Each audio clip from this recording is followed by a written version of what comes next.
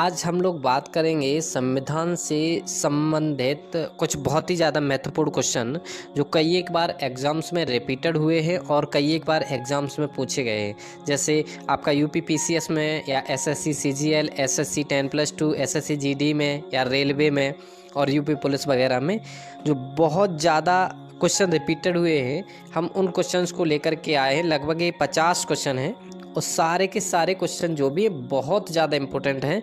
तो देखते हैं आप इन क्वेश्चंस में से कितना स्कोर कर पाते हैं। तो हम लोग चलते हैं इस टॉपिक की तरफ। सबसे पहले अगर आप हमारे चैनल पर नए हैं तो इस चैनल को सब्सक्राइब ज़रूर कर लीजिएगा और आप इन क्वेश्चंस को कमेंट में आंसर दें तो ज़्यादा बेटर रहेगा, जिससे कि हम क्लैरिफाई कर सकें कि आपके कितने क्वेश्चन सही हुए हैं आउट ऑफ 50, आप कितने मार्क्स के गेन कर पा रहे हैं आउट ऑफ 50।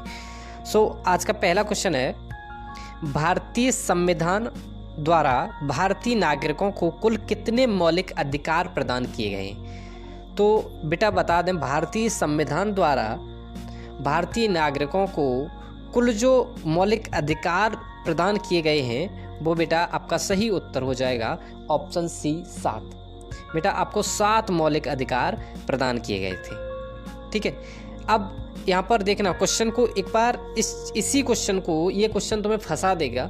इसी क्वेश्चन को दोबारा से एक बार समझने की कोशिश करो। देखो, भारतीय संविधान द्वारा भारतीय नागरिकों को कुल कितने मौलिक अधिकार प्रदान किए गए थे, किए गए हैं की बात नहीं है। ठीक है, अभी प्रेजेंट टाइम में कितने, इसकी बात नहीं चल रही है। कितने मौलिक अधिकार प्रदान किए गए थे इसकी बात चल रही है। ठीक है, तो आपका आंसर हो जाएगा ऑप्शन सी। ठीक है, अगला क्वेश्चन है आपका, भारतीय संविधान के किस अनुच्छेद में संवैधानिक उपचारों का अधिकार दिया गया है? बेटा आपका सही आंसर क्या हो जाएगा, भारतीय संविधान के किस अनुच्छेद में संवैधानिक उपचारों का अधिकार दिया गया है? तो आपका सही उत्तर है ऑप्शन सी, अनुच्छेद 32 को संविधान की आत्मा भी कहा गया है, सोल ऑफ कॉन्स्टिट्यूशन। ठीक है, और ये कहा गया डॉक्टर भीमराव अंबेडकर के द्वारा, और यही अनुच्छेद 32 के तहत संवैधानिक उपचार किए जाते हैं। संवैधानिक उपचारों का अधिकार अनुच्छेद 32 में आपको मिलेगा। ठीक है, अगला क्वेश्चन है, निम्नलिखित में से किस अनुच्छेद में कहा गया है कि किसी भी व्यक्ति को एक ही अपराध के लिए एक बार से अधिक अभियोजित एवं दंडित नहीं किया जा सकता? ऐसा कौन सा कानून है या ऐसा कौन सा आर्टिकल है जिसके तहत ये कहा गया है? तो बेटा आपको बता दें, ये आपका सही जो उत्तर हो जाएगा क्वेश्चन नंबर 3 का, वो हो जाएगा ऑप्शन ए। अब बेटा थोड़ा सा समझ लेना ऑप्शन ए कैसे सही है। ठीक है, इस चीज़ को लेकर के चलते हैं, तो इस चीज़ को थोड़ा सा समझने की कोशिश करो। देखो बेटा, ऑप्शन 20 ये कहता है, अनुच्छेद 20 ये कहता है, अपराधों के लिए दोष सिद्ध से संबंधित संरक्षण होता है। इसमें 3 प्रकार की स्वतंत्रता दी जाती है। सबसे पहली स्वतंत्रता तो आपकी ये हो जाएगी कि एक व्यक्ति जो है किसी एक क्राइम के लिए एक बार सजा मिलेगी। दूसरा, अपराध करने के समय जो कानून है, ठीक है, उसी कानून के हिसाब से सजा, ठीक है, उसी कानून से सजा मिलेगी। तीसरा है, न्यायालय में अपने विरुद्ध गवाही नहीं दे सकता कोई भी आदमी। ठीक है, ये उसे आप ज़्यादा फोर्स नहीं कर सकते, प्रेशराइज नहीं कर सकते। अनुच्छेद 20 कहता है कि किसी भी व्यक्ति को एक बार से अधिक बार सजा नहीं दी जा सकती। दूसरा, जिस टाइम जो क्राइम किया उसी के अकॉर्डिंग उसे सजा मिलेगी। और तीसरा कहता है अनुच्छेद 20 कि किसी भी व्यक्ति को बाध्य नहीं किया जा सकता न्यायालय में अपने प्रति गवाही देने के लिए, अपने विरुद्ध गवाही देने के लिए। ठीक है, अगला क्वेश्चन नंबर 4 है, मौलिक अधिकारों के अंतर्गत कौन सा अनुच्छेद बच्चों के शोषण से संबंधित है? कौन सा अनुच्छेद बच्चों के शोषण से संबंधित है? तो इसमें आपका सही जो उत्तर हो जाएगा क्वेश्चन नंबर 4 का, वो है ऑप्शन डी। ऑप्शन डी है वो बच्चों के शोषण से संबंधित है। ऑप्शन डी जो होगा वो बच्चों के शोषण से संबंधित हो जाएगा बेटा। ठीक है, अगला क्वेश्चन है तुम्हारा, भारत के संविधान को निम्नलिखित में से कौन सा अनुच्छेद प्रेस की स्वतंत्रता से संबंधित है? बेटा ये क्वेश्चन कई एक बार रिपीटेड है और देखो ये क्वेश्चन पूछा गया है आपका बीपीएससी में, बिहार में। ठीक है, बीपीएससी में पूछा गया है, अब समझ लीजिए प्रेस की स्वतंत्रता, तो प्रेस की स्वतंत्रता बेटा देता है अनुच्छेद 19। कहीं कहीं आपको लिखा बनेगा अनुच्छेद 19A। तो आपका सही उत्तर क्या हो जाएगा? ऑप्शन ए आपका सही उत्तर है। आप जितने भी क्वेश्चंस अटेम्प्ट कर रहे हैं ना, सारे के सारे क्वेश्चंस को आपको जवाब देना है कमेंट बॉक्स में, जिससे कि हम ये क्लैरिफाई कर सकें कि आप कितने मार्क्स गेन कर पा रहे हैं। ठीक है, अगला क्वेश्चन है, संपत्ति के मूल अधिकार को किस संवैधानिक संशोधन अधिनियम द्वारा समाप्त कर दिया गया है? बेटा समझना, संपत्ति के मूल अधिकार को किस संवैधानिक संशोधन अधिनियम द्वारा समाप्त कर दिया गया है?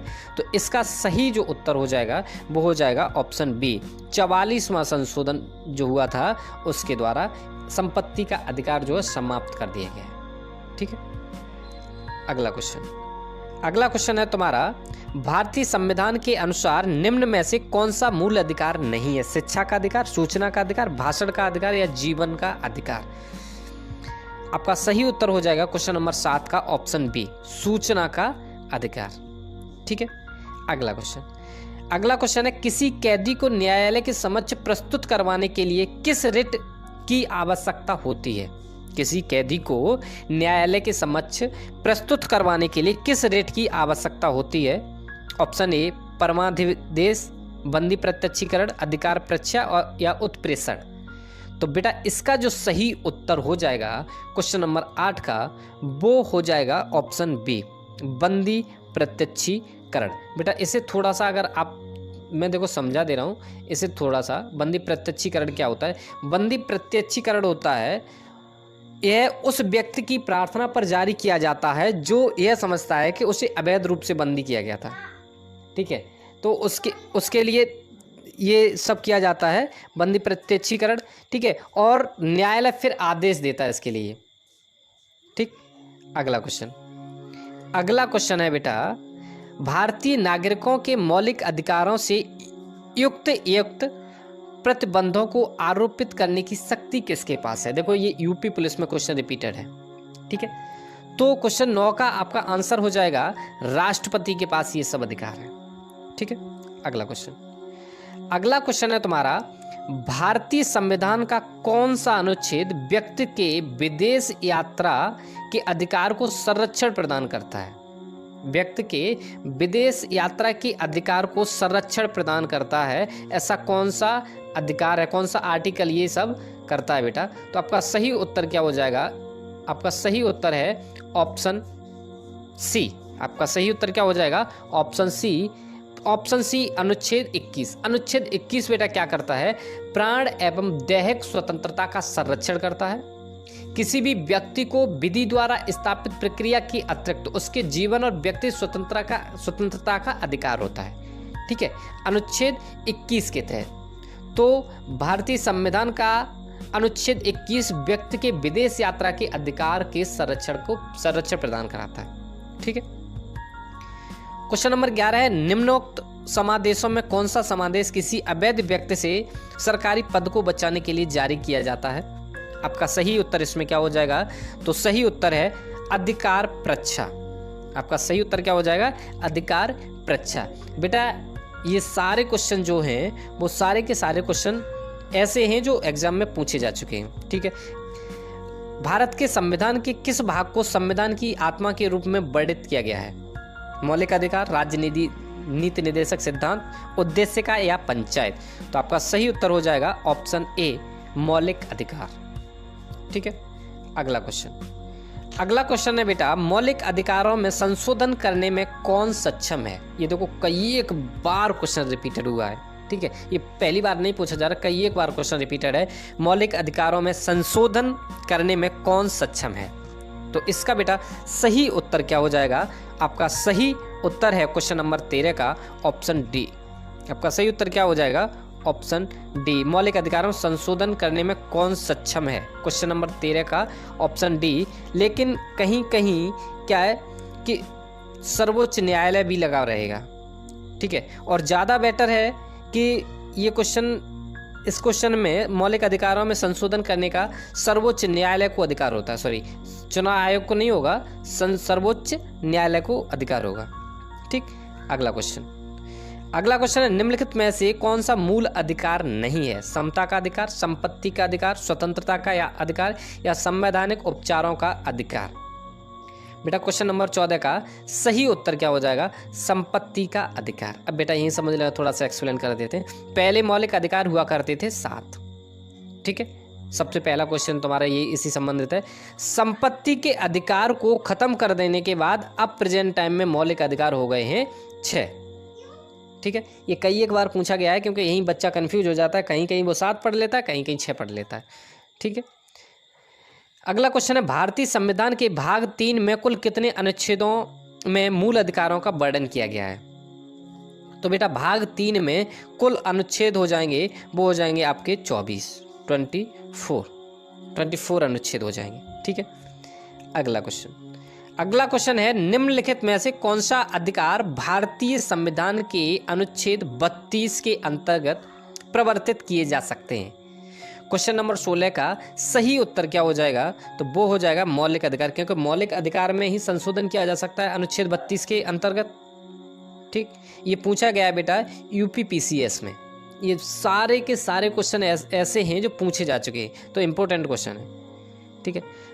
नेक्स्ट क्वेश्चन है, भारतीय संविधान के निम्नलिखित अनुच्छेदों में से कौन सा विधायन सत्ता पर पूर्ण नियंत्रण लगाता है?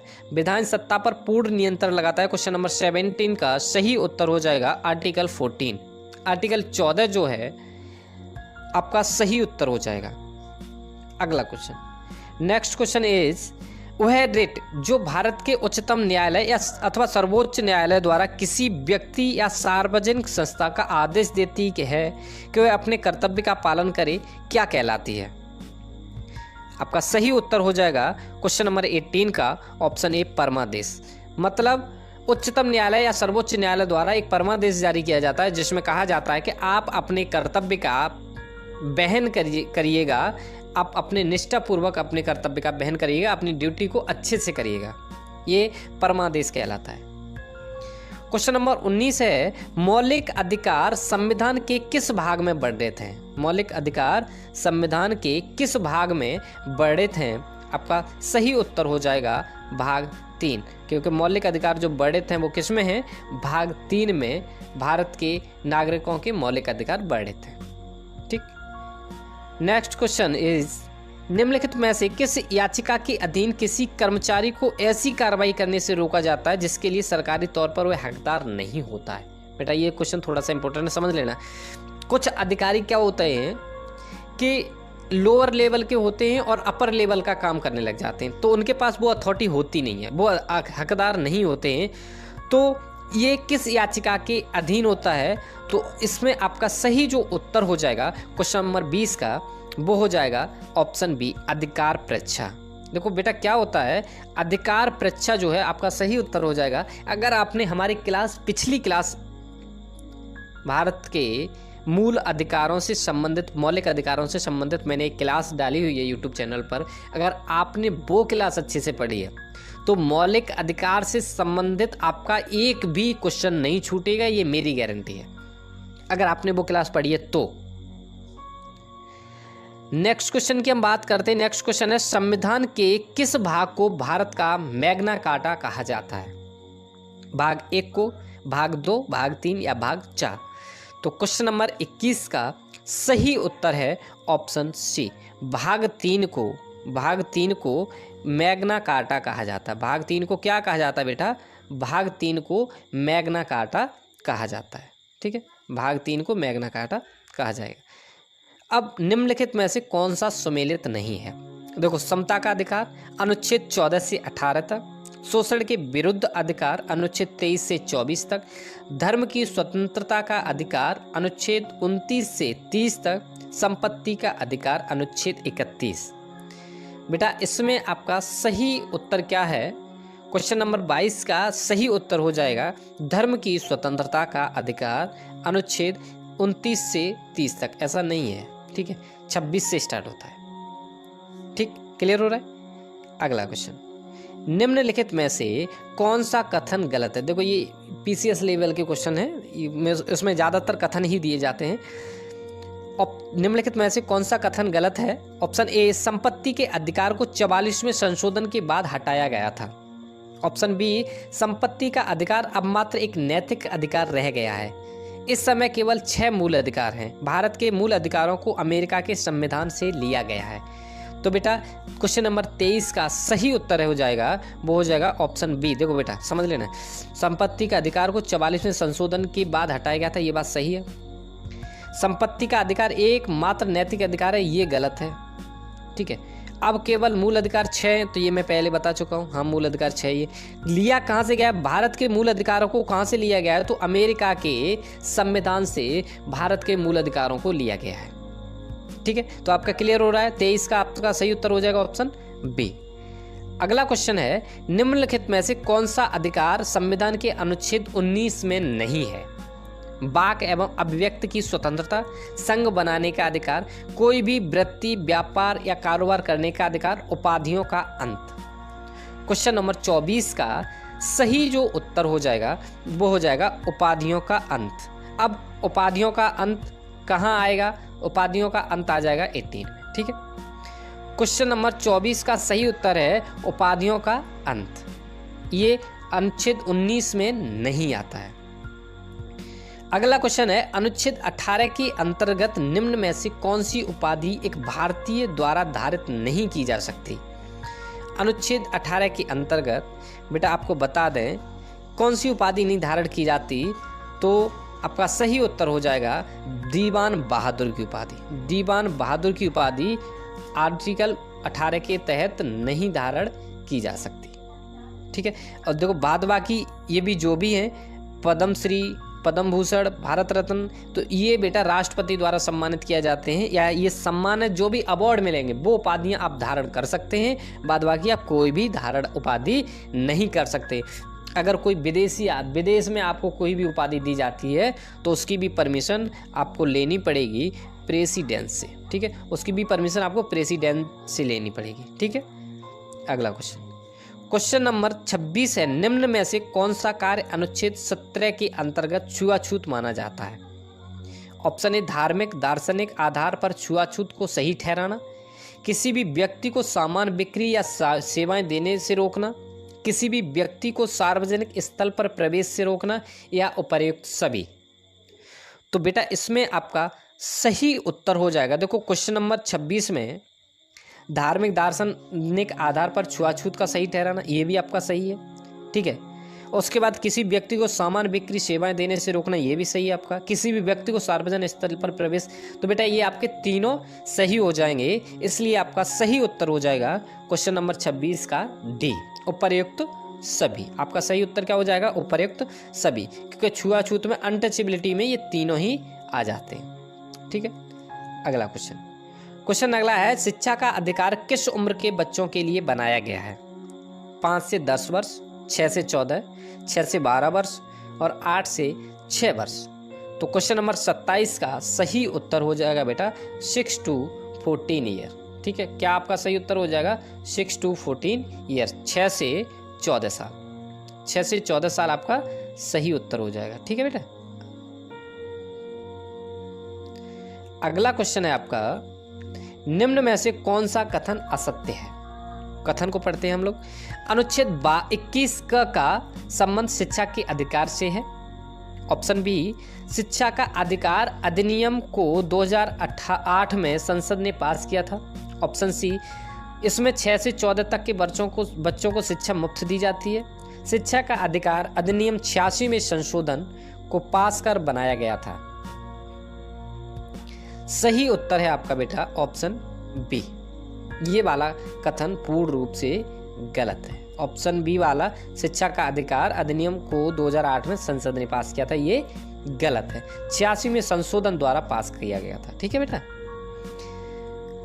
अगला क्वेश्चन है तुम्हारा, निम्नलिखित में से कौन से मूल अधिकार राष्ट्रीय आपातकाल के दौरान स्वतः ही समाप्त हो जाते हैं? बहुत ज़्यादा इंपॉर्टेंट क्वेश्चन है। ये क्वेश्चन देखो पूछा गया था, मैंने खुद इस क्वेश्चन को पढ़ा है। ये एसएससी में भी पूछा गया है, आरआरबी में भी पूछा गया है, उसके बाद ये आईबीपीएस में भी पूछा गया है, बैंक में। ठीक है, और उसके बाद यही क्वेश्चन मैंने दिल्ली हाई कोर्ट में भी देखा था, यही क्वेश्चन यूपी पुलिस में भी, एक यूपी पुलिस का सेट लगा उसमें भी पूछा गया। यही क्वेश्चन 1-2 दिन पहले मैंने यूपीएसआई में भी देखा है। तो ये क्वेश्चन कई एक जगह मैंने रिपीटेड देखा है, बहुत ज़्यादा इंपॉर्टेंट क्वेश्चन है। आपातकाल के दौरान स्वतः समाप्त कौन से अनुच्छेद हो जाते, कौन से मूल अधिकार हो जाते हैं? आपका सही जो उत्तर हो जाएगा क्वेश्चन नंबर 29 का सी, आपका सही उत्तर हो जाएगा ऑप्शन सी, अनुच्छेद 20, अनुच्छेद 21, ये तुरंत ही अपने आप खत्म हो जाते हैं। ठीक है, अगला क्वेश्चन है अनुच्छेद 25 का संबंध किससे है? अनुच्छेद 25 का संबंध किससे है? धर्म की वृद्धि के लिए प्रयास की स्वतंत्रता, या ऑप्शन बी, ऑप्शन सी या ऑप्शन डी? तो बेटा इसमें सही उत्तर हो जाएगा ऑप्शन ए, आपका सही उत्तर ऑप्शन ए। ठीक है, अगला क्वेश्चन है मौलिक अधिकार का संविधान किस भाग में वर्णित है? तो आपका इसका सही उत्तर हो जाएगा ऑप्शन बी। क्लियर हो रहा है? बात करते हैं अगले क्वेश्चन की। तो अगला क्वेश्चन है भारत का संविधान का भाग 3 संबंधित है। तो बेटा भारत का संविधान का जो भाग 3 है वो संबंधित है मूल अधिकारों से। ठीक है, ये क्वेश्चन रिपीटेड हैं, तो कुछ क्वेश्चन तो आपको इजी भी लगेंगे कि बहुत ज़्यादा इजी क्वेश्चन है, आप नोट कर लीजिएगा इन्हें, ज़्यादा जरूरी हैं। तो ठीक है, मूल अधिकारों को सर्वप्रथम किस देश में संवैधानिक मान्यता प्रदान की गई थी? तो बेटा मूल अधिकारों को सर्वप्रथम संयुक्त राज्य अमेरिका में मान्यता प्रदान की गई थी। आपका सही उत्तर हो जाएगा ऑप्शन बी। क्लियर हो रहा है? अगला क्वेश्चन है भारतीय नागरिकों के मौलिक अधिकारों का वर्णन है किस अनुच्छेद से किस अनुच्छेद तक? तो बेटा वर्णन है, आपका सही उत्तर है क्वेश्चन नंबर 34 का ऑप्शन ए। आपका सही उत्तर क्या हो जाएगा? ऑप्शन ए, आर्टिकल 12 से लेकर के आर्टिकल 35 तक। ठीक, अगला क्वेश्चन है डॉक्टर भीमराव अंबेडकर ने भारतीय संविधान के किस भाग को सर्वाधिक अलौकिक कहा? तो बेटा ये हो जाएगा आपका सही उत्तर भाग 3। इससे सर्वाधिक अलौकिक या सर्वाधिक विवादित, सर्वाधिक अलौकिक या सर्वाधिक विवादित यही भाग रहा है। ठीक है बेटा, अगला क्वेश्चन है मूल अधिकार मूल कहलाते क्योंकि वह न्यायालय द्वारा प्रवर्तनीय है, संयुक्त राष्ट्र मानवाधिकार घोषणा पत्र के अनुरूप है, सरलता से संशोधनीय नहीं है, मानव के प्राकृतिक और अप्रतिदेह अधिकार हैं। तो बेटा आपका सही उत्तर हो जाएगा 36 का ऑप्शन डी। आपका सही उत्तर क्या है? ऑप्शन डी, मानव के प्राकृतिक और अप्रतिदेह अधिकार हैं। ठीक है, ये मानव के नेचुरल अधिकार हैं।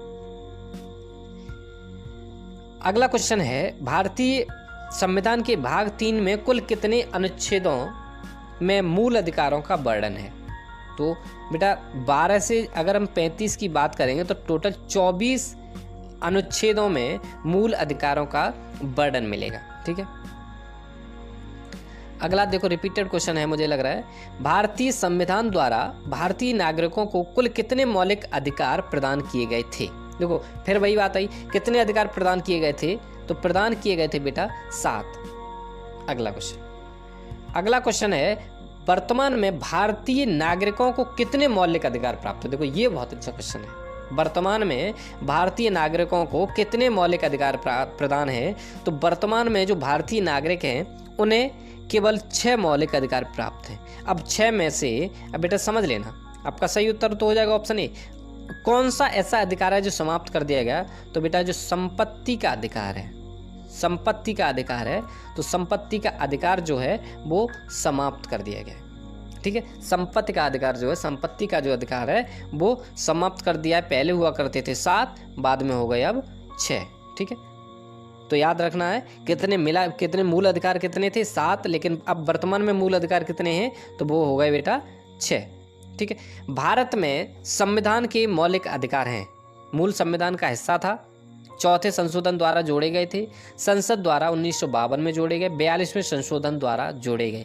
तो बेटा भारत के संविधान में मौलिक अधिकार जो हैं वो आपका सही उत्तर हो जाए ऑप्शन ए, मूल संविधान का हिस्सा था, मूल संविधान का हिस्सा थे। ठीक है, याद रखना मूल संविधान के हिस्सा थे भारत के संविधान के मौलिक अधिकार। ठीक है बेटा, अगले क्वेश्चन की अगर हम बात करें तो क्वेश्चन है तुम्हारा, भारतीय संविधान में न्यायालय में कौन प्रवर्तनीय है? भारतीय संविधान में न्यायालय में कौन प्रवर्तनीय है? तो देखो बेटा, भारतीय संविधान में न्यायालय की अगर बात की जाए तो कौन प्रवर्तनीय है, तो आपका सही जो उत्तर हो जाएगा वो हो जाएगा मूल अधिकार जो है वो प्रवर्तनीय है। मूल अधिकारों में थोड़ा बहुत परिवर्तन किया जा सकता है। देखो, ना तो नीति निर्देशक सिद्धांत परिवर्तन किए जा सकते, ना ही आपकी प्रस्तावना और ना ही आपके मूल कर्तव्य। क्या परिवर्तन किया जा सकता है? तो वो हो गए बेटा मूल अधिकार या मौलिक अधिकार। ठीक है, अगला क्वेश्चन है तुम्हारा, मौलिक अधिकार को लागू करने का दायित्व है उच्चतम न्यायालय पर, उच्च न्यायालय पर, उपर्युक्त दोनों पर या भारत के मुख्य न्यायाधीश पर? तो देखो, मूल अधिकारों को लागू करने का दायित्व किस पर जाता है? तो बेटा मूल अधिकारों को लागू करने का दायित्व जाता है उच्चतम न्यायालय, उच्च न्यायालय, मतलब दोनों पर। सही उत्तर हो गया ऑप्शन सी। ठीक है, अगला क्वेश्चन, अगला आपका क्वेश्चन है आपका, मौलिक अधिकारों का निलंबन कौन कर सकता है? प्रधानमंत्री, संसद, राष्ट्रपति या सर्वोच्च न्यायालय? तो बेटा मौलिक अधिकारों का जो निलंबन करने की बात आती है तो मौलिक अधिकारों का निलंबन अपने प्रेसिडेंट कर सकते, अपने प्रेसिडेंस कर सकते। अब आपको कमेंट बॉक्स में ये बताना है कि भारत के राष्ट्रपति वर्तमान में कौन है और ये किस नंबर के राष्ट्रपति हैं, आपको ये बताना है। अगला क्वेश्चन है तुम्हारा, मौलिक अधिकारों के बारे में सुनवाई करने का अधिकार निम्न में किसे प्रदान किया जाता है?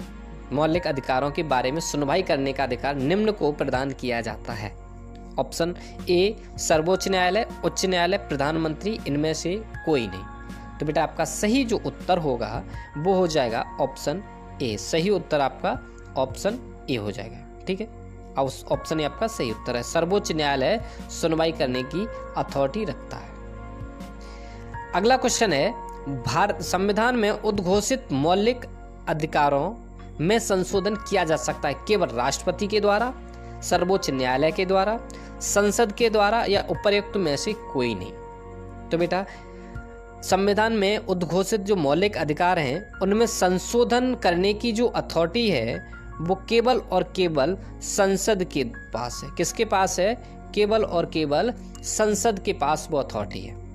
ठीक है, अगला क्वेश्चन है बेटा तुम्हारा, भारतीय नागरिकों को प्रदान किए गए मूल अधिकार को निलंबित नहीं किया जा सकता है, निलंबित किया जा सकता है, किसी भी परिस्थिति में निलंबित नहीं किया जा सकता है, ऊपर निर्दिष्ट कुछ भी सही नहीं है।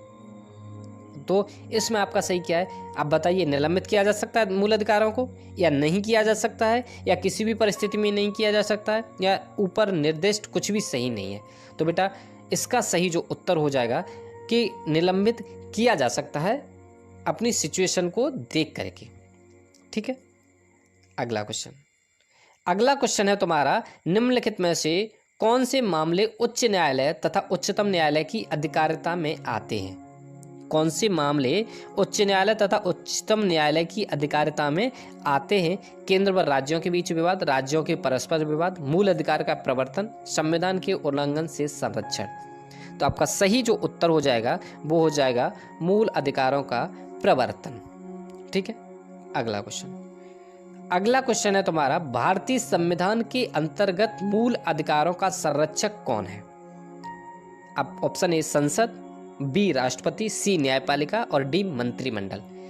48 का सही जो उत्तर है वो है आपका न्यायपालिका जो है वो मूल अधिकारों का संरक्षण करती है। न्यायपालिका का काम क्या है? तो न्यायपालिका का काम है मूल अधिकारों का संरक्षण करना। क्वेश्चन नंबर अगले की बात करते हैं। क्वेश्चन नंबर अगला है, मौलिक अधिकारों के निलंबन का आदेश कौन दे सकता है? तो प्रधानमंत्री, संसद, सर्वोच्च न्यायालय या राष्ट्रपति। तो मौलिक अधिकारों का जो निलंबन करेगा, तो मौलिक अधिकारों का निलंबन करने का जो अथॉरिटी होती है वो राष्ट्रपति के पास होती है। आपका सही उत्तर हो जाएगा ऑप्शन डी। ठीक है, 49 का ऑप्शन डी।